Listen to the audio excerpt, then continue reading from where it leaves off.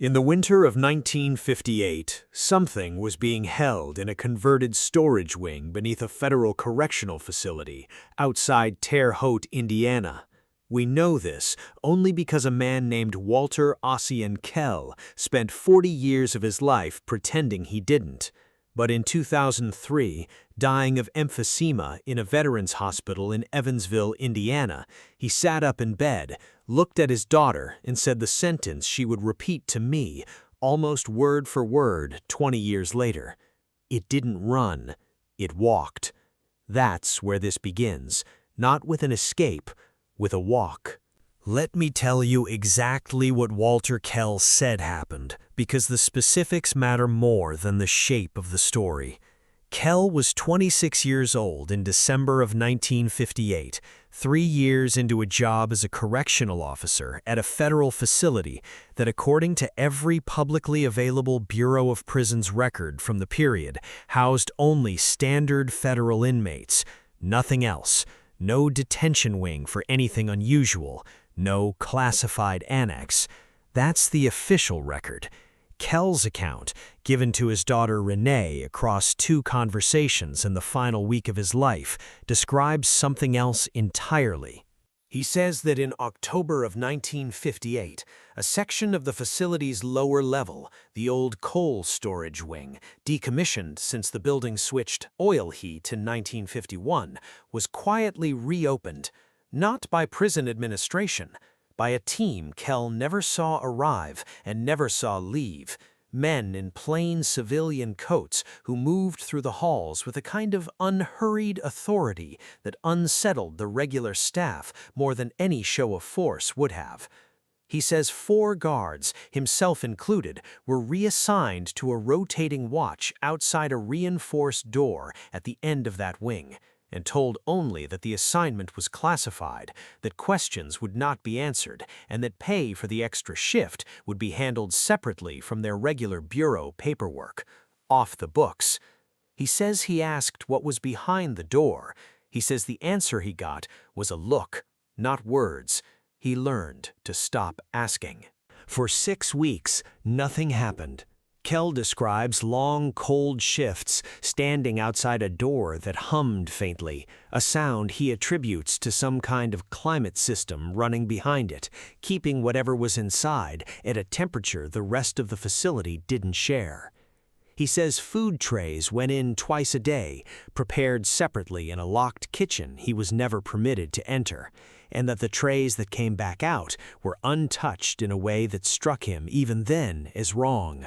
Arranged, he said, like someone had rearranged the food rather than eaten it. He never saw who or what received them, until the night of December 3rd, 1958. Kell says he was on the overnight watch, alone at the door for a stretch that should have lasted until 4 a.m. He says the humming stopped, not faded, stopped, the way sound stops when a switch is thrown. He says the silence that followed had a physical quality to it, a pressure, and that he remembers thinking, before anything else happened, that his ears felt the way they feel in an aircraft descending too fast. Then the door, a reinforced steel door with a lock mechanism he had watched 2 separate technicians install, opened, not forced, opened the way a door opens when someone on the other side simply decides to open it. What came out, Kell told his daughter, was not running, was not fighting, was not afraid. It walked. Slowly, he says, the way a man walks when he already knows exactly where the exits are and feels no urgency about reaching them. He describes it as roughly 4 feet tall, pale gray, with a head disproportionately large against a thin frame, and eyes he could not stop looking at, even as every instinct told him to reach for something, anything, a weapon, an alarm.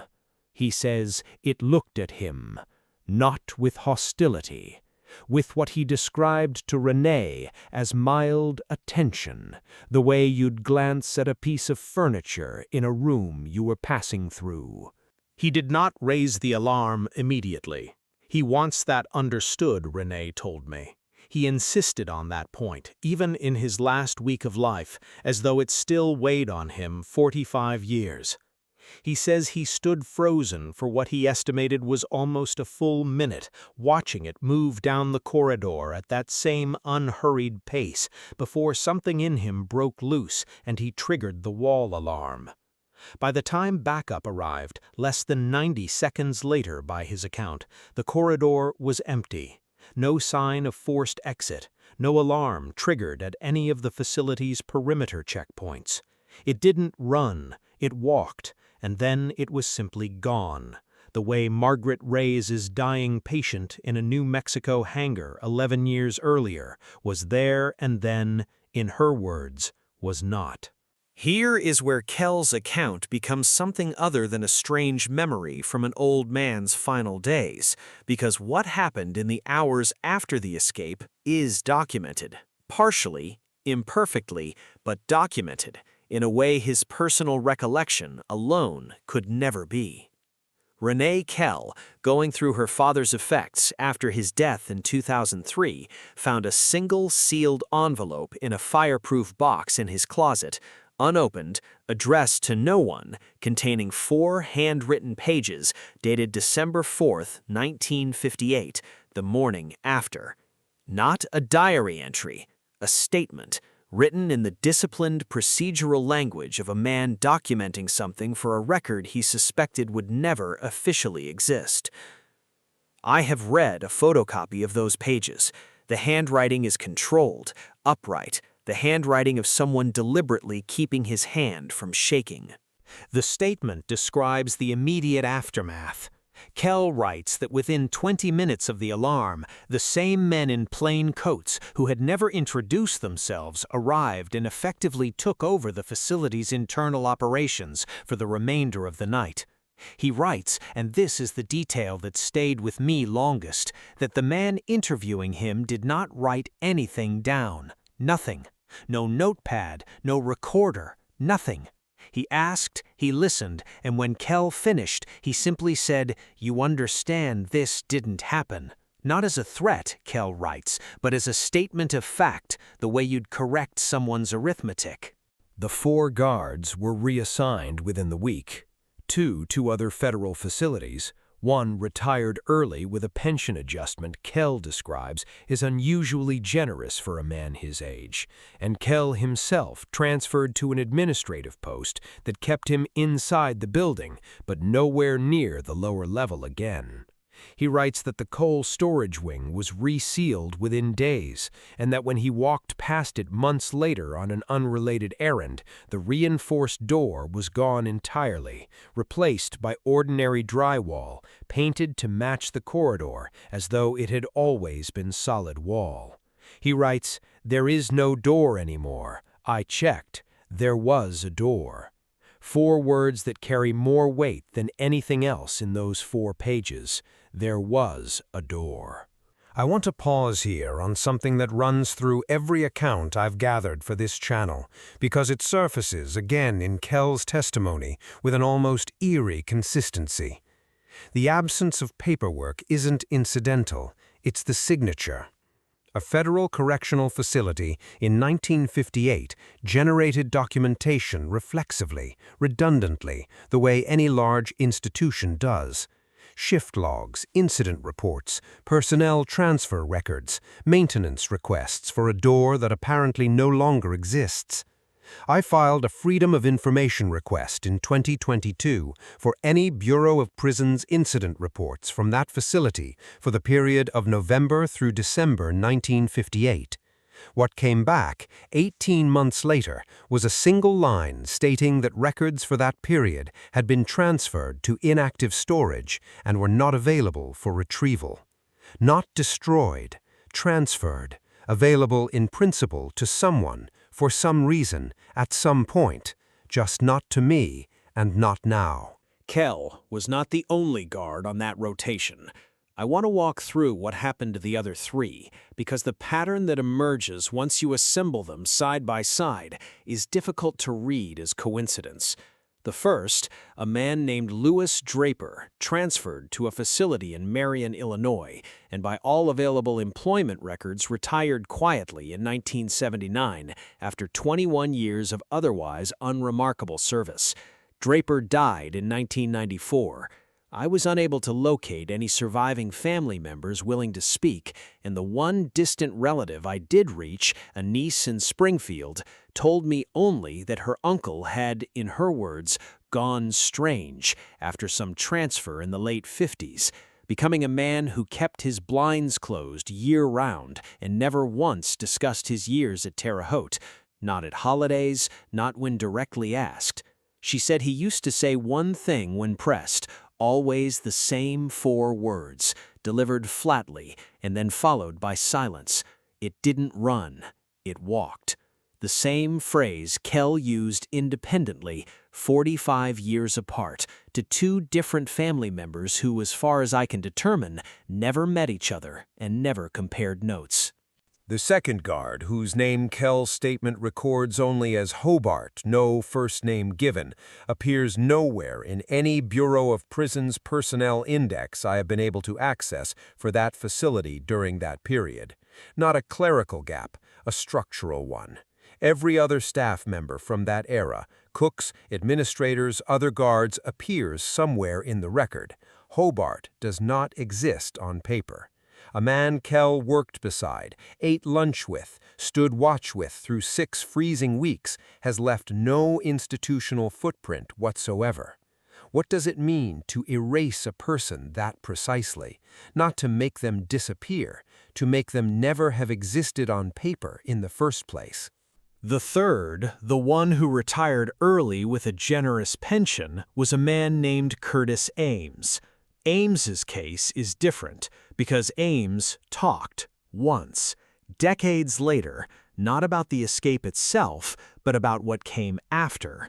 In a 1991 interview conducted by a regional oral history project collecting recollections from federal employees, an interview that has nothing to do with UFOs, nothing to do with anything unusual, a routine institutional memory project preserved in a small archive in Bloomington, Ames is asked a generic question about the most unusual moment of his career. His answer, transcribed and sitting in that archive for over 30 years unnoticed until I found it in 2023, is this. He says, "There was a night in '58 I still think about. I'm not going to talk about what happened. I'll tell you what happened after. They made it very clear that some things you carry alone, and I carried it, and I'm carrying it now, and I intend to carry it into the ground." He was not asked a follow-up question. The interviewer, evidently, did not understand what she had just been handed. I keep returning to that phrase, "some things you carry alone," because it reframes what this pattern actually is.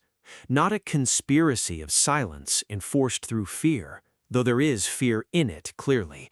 Something closer to an institutional expectation, quietly absorbed, that certain categories of experience simply do not belong to the person who had them anymore, that they belong instead to whatever structure decided the experience needed to be contained. I think about the difference between silence that is imposed and silence that is accepted, because Ames's phrasing suggests the latter, and that distinction troubles me more than outright coercion would. A man who is threatened stays quiet out of fear, and fear, eventually, in the right circumstances, breaks. A man who has internalized the idea that some experiences simply aren't his to share carries that conviction to the grave without needing to be threatened even once. Whoever built that expectation into Curtis Ames, into Walter Kell, into a niece's memory of an uncle who kept his blinds closed for 35 years, did something more durable than intimidation. They built a kind of quiet architecture inside these men, load-bearing, permanent, the sort of structure that outlasts every external pressure, because it no longer needs one. The pattern widens considerably once you stop looking only at Terre Haute, because if a federal facility in Indiana was holding something in December of 1958, the obvious and uncomfortable question is, what else, where else, and for how long? I found, in the course of this investigation, two other rumored incidents that share enough structural similarity to warrant inclusion, though I want to be honest about how much weaker the documentation is in both cases. The first is a fragment, nothing more, from a 1967 internal memo partially declassified in a 2019 document release concerning unrelated Cold War-era security protocols.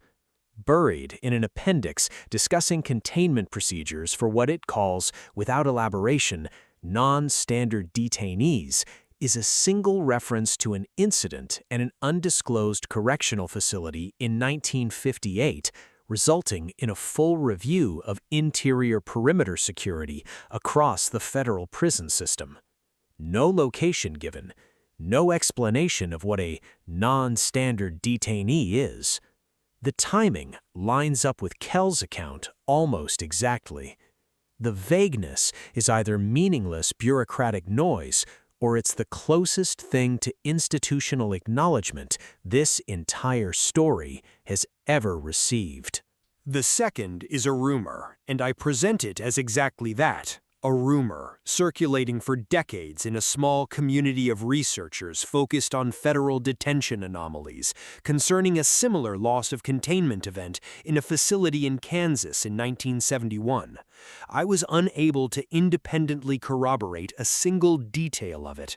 I include it not as evidence, but as a data point in a pattern that, if the pattern is real at all, would predict exactly this kind of half-remembered, undocumentable echo showing up in exactly this kind of unreliable second-hand form. That is either the sound of a real phenomenon leaking through institutional cracks over decades, or it's the sound of a compelling story replicating itself the way stories do. I don't know which.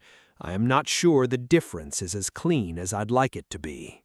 Walter Kell lived the rest of his life in Terre Haute, married, raised 2 daughters, worked the same administrative post inside that facility for another 11 years before transferring to a private security firm in 1969. Renee describes a father who was, by every ordinary measure, present, engaged, unremarkable in the best sense of that word. But she says there was a night every December, always close to the 3rd, when he would go quiet for a day or two, and no one in the family ever asked why, because somehow, without it ever being explained, they all understood not to. She told me one more thing, near the end of our conversation, almost as an afterthought, the kind of detail that arrives after someone believes the interview is already over. She said that in his final year, her father had taken to keeping a small notepad on his bedside table, and that more than once she found him staring at the wall of his hospital room, not agitated, not distressed, simply watching the way you'd watch something moving slowly across a large, empty space. She asked him once what he was looking at. He told her nothing, and then, a moment later, without being asked again, he said, "I think it's still walking somewhere." She didn't ask him to explain. By then, she said, she'd learned not to. What was walking down that corridor in December of 1958? Where did it go once it was gone? Was it recaptured within hours, the way the swift and total silence afterward might suggest, folded back into whatever system had been holding it, the door quietly resealed, the wall repainted, the record transferred to storage nobody can retrieve? Or is that the more comfortable version of the story, the one that lets us believe the matter was closed? Because here is the version that doesn't let me sleep as easily. What if it wasn't recaptured? What if whatever walked out of that reinforced door with the calm, unhurried certainty of something that already knew exactly where it was going, simply continued walking, out past the perimeter, out past the fence line, out into a December night in rural Indiana, and kept going? 67 years is a long time, long enough for a rumor to fade into a family's private silence, long enough for 4 guards to grow old and die, carrying 4 handwritten pages and 1 repeated sentence between them, long enough for a door to become a wall. Walter Kell did not raise an alarm for almost a full minute. He told his daughter that detail mattered to him more than any other part of the story, the not running, the standing there and watching. I think I understand why now, because in that minute he was the only human being on earth who knew, and it walked past him like he was furniture, unhurried, untroubled, already somewhere else in its own mind before its body had finished leaving the room. What does it mean that the last human contact anyone can document in this specific case, in this specific facility, ended not in violence, not in pursuit, but in something being mildly, briefly noticed, and then simply continuing on its way? I don't know what Walter Kell watched leave that building. I don't know if it's still out there in the ordinary sense that question implies, or whether that question even applies to something that appears to move through the world according to rules we've never been shown. I know that a door became a wall. I know that a man named Hobart does not exist on paper.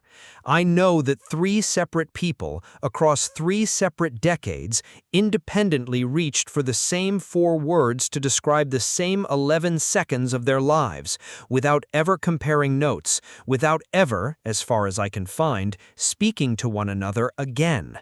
It didn't run. It walked.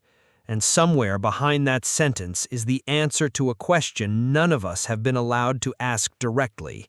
What was it not running from? What did it already know that made running unnecessary? And is it, in whatever sense applies to a thing like that, still walking?